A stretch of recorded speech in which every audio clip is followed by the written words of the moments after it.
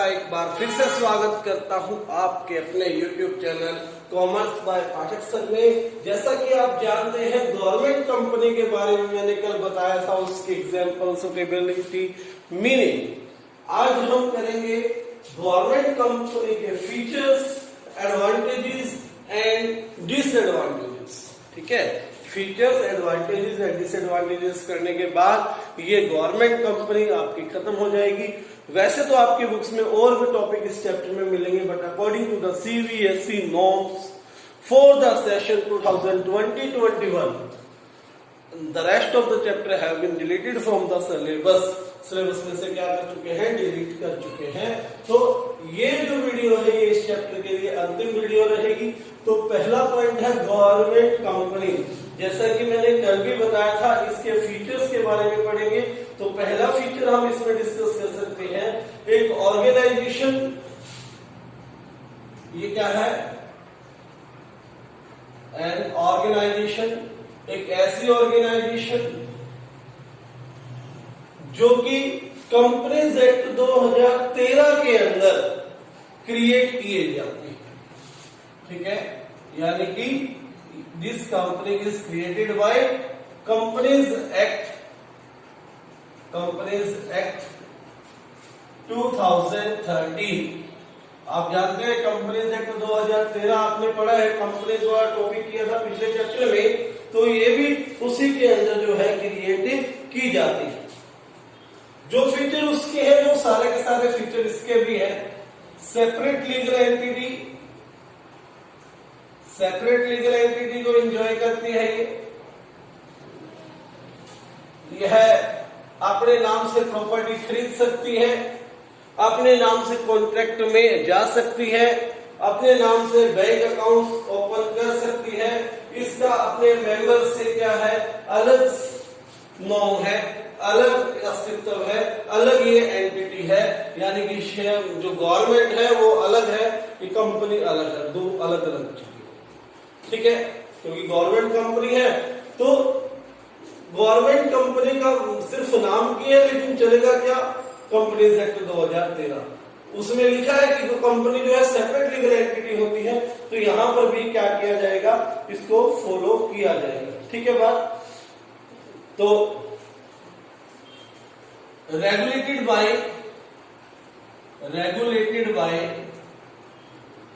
various provisions of Companies Act। Companies act के जो अलग अलग प्रोविजंस हैं उन्हीं के द्वारा इसका कंट्रोल होता है, उन्हीं के द्वारा इसको क्या किया जाता है, रेगुलेट किया जाता है। ठीक है, employees of the government company, employees of the government company,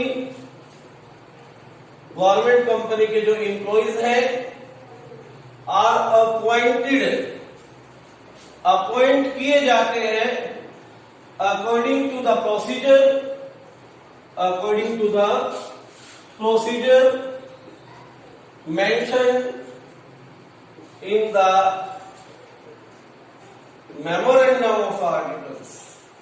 जो मेमोरेंडम ऑफ आर्टिकल्स में प्रोविजन दिया है उसके अकॉर्डिंग ही इन कंपनीज में एम्प्लॉइज की अपॉइंटमेंट होती है। ठीक है बात। और government company procures funds from government share holding. Funds कहां से आता है, फ्रॉम गवर्नमेंट शेयर होल्डिंग से। जो गवर्नमेंट शेयर खरीद लेती है, शेयर होल्डिंग से फंड आता है गवर्नमेंट की। तो ये इसके फीचर्स क्या क्या है, क्रिएट की गई कंपनीज एक्ट 2013 के द्वारा, इसका सेपरेट लीगल एंटिटी है और इसको रेगुलेट किया जाता है प्रोविजंस ऑफ कंपनीज एक्ट के द्वारा। इसके एम्प्लॉइज मेमोरेंडम ऑफ एसोसिएशन और आर्टिकल्स ऑफ एसोसिएशन की जो कंडीशंस है उसको पूरा करते हैं और उसी के द्वारा अपॉइंटमेंट होती है। फंड जो है गवर्नमेंट शेयर होल्डिंग से इसको, इस कंपनी को मिलता है। ठीक है, तो ये क्या है आपके फीचर्स। इसके बाद अगला टॉपिक जैसा कि मैंने आपको बताया था, advantages of government company, advantages of government company, साथ साथ लिखते जाएंगे। Advantages of government company, government company के फायदे क्या है, ठीक है। तो फायदा ये है कि ये जो फॉर्म की जाती है, बनती है इंडियन कंपनीज एक्ट के अंदर, इंडियन कंपनीज एक्ट के अंदर, एक्ट 2013 के द्वारा फॉर्म की गई है और इसका सेपरेट एक्ट है। पार्लियामेंट में एक्ट पास करने के लिए जरूरत नहीं है, ठीक है। No need of pass an act in parliament, parliament में इसका कोई लेना देना नहीं है, ठीक है। एज कंपनीज एक्ट, क्योंकि इसके लिए कंपनीज एक्ट 2013 आपका पहले से अवेलेबल है, ठीक है। तो पहला फायदा यह है कि पार्लियामेंट में इसके रिगार्डिंग किसी भी तरह का आपको एक्ट पास करने की आवश्यकता नहीं, ठीक है। दूसरा फायदा यह है कि सेपरेट लीगल एंटिटी है इसका, सेपरेट लीगल एंटिटी है। यह अपने मेंबर्स, शेयर होल्डर्स, यानी कि गवर्नमेंट शेयर होल्डर सबसे बड़ा शेयर होल्डिंग है, वो सब अलग है। मैनेज इट्स अफेयर्स इंडिपेंडेंटली, अपने जो भी मामले हैं ये इंडिपेंडेंटली सोल्व करने में सक्षम है। इसके ऊपर केस कर सकते हैं, ये कंपनी भी किसी दूसरे पार्टी पर, थर्ड पार्टी पर केस की जा सकती है, ठीक है। किसी तरह का मिनिस्ट्रियल कंट्रोल नहीं होता इसमें, पार्लियामेंट का कंट्रोल नहीं होता, ठीक है। तो सेपरेट लीगल एंटिटीज का ये भी क्या हो गया, बेनिफिट हो गया कि इस पे किसी तरह का अनावश्यक कंट्रोल नहीं। Third, reduces unhealthy business,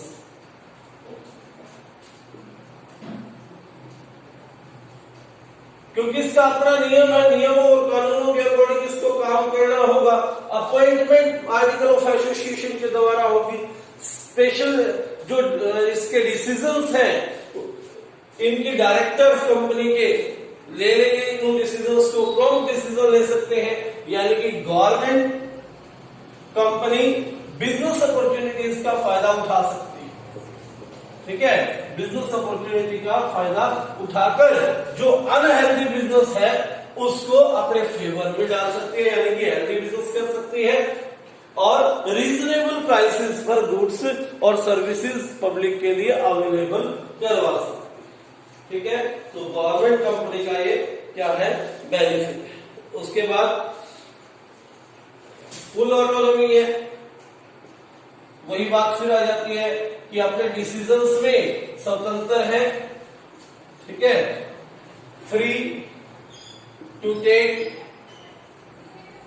decisions, ठीक है, और बेनिफिट ले सकती है इस बात का ये कंपनी।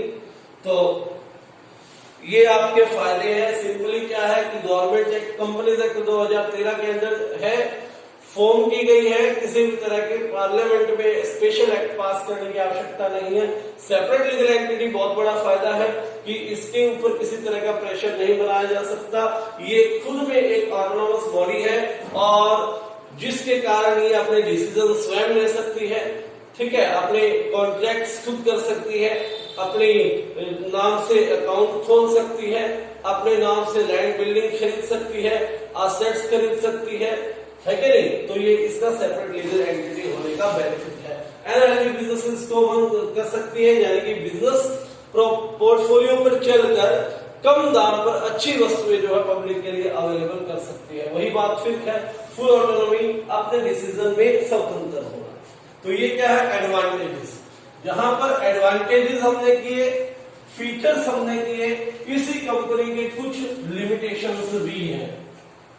उन लिमिटेशंस के बारे में डिस्कस करने जा रहा हूं। Limitations of company, limitations of company इसमें लिमिटेशंस क्या है? क्योंकि गवर्नमेंट कंपनी है, गवर्नमेंट ही शेयर होल्डर है, तो कंपनीज एक्ट को ज्यादा रेलिवेंस नहीं है। तो मैंने कहा था आपको कि जिसका रिलेशन गवर्नमेंट के साथ है तो गवर्नमेंट की चलेगी, चाहे कागजों में कुछ भी लिखा गया हो, ठीक है। Because of government share holding के कारण Indian companies act has no much relevance,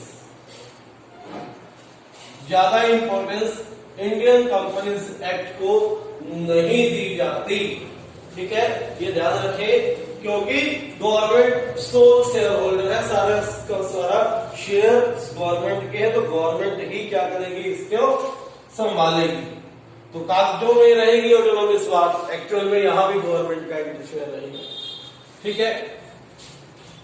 no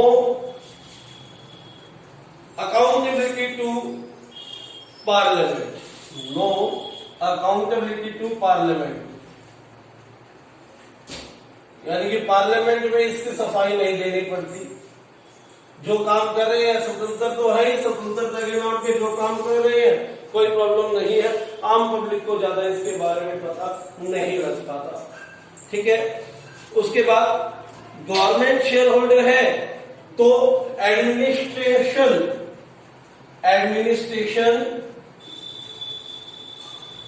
lies between government politicians, ठीक है। यानी कि जो इसका एडमिनिस्ट्रेशन होगा, एडमिनिस्ट्रेशन जो है गवर्नमेंट के हाथों में रहेगा, ठीक है, गवर्नमेंट के हाथों में रहेगा। पॉलिटिशियंस इसको अपने हाथ का कठपुतली बना के रख देंगे इस कंपनी को। जो डिसीजन पॉलिटिशियंस चाहते हैं उनके अकॉर्डिंग जो है यहाँ का एडमिनिस्ट्रेशन बनेगा, यानी कि इसका एनवायरनमेंट जो है खराब कर दिया जाता है पॉलिटिशियंस के द्वारा। और जो main purpose of company is defeated, जो मुख्य पर्पस है कंपनी का उसको पीछे छोड़ दिया जाता है, ठीक है। उसके बाद इंडिपेंडेंस चार्टर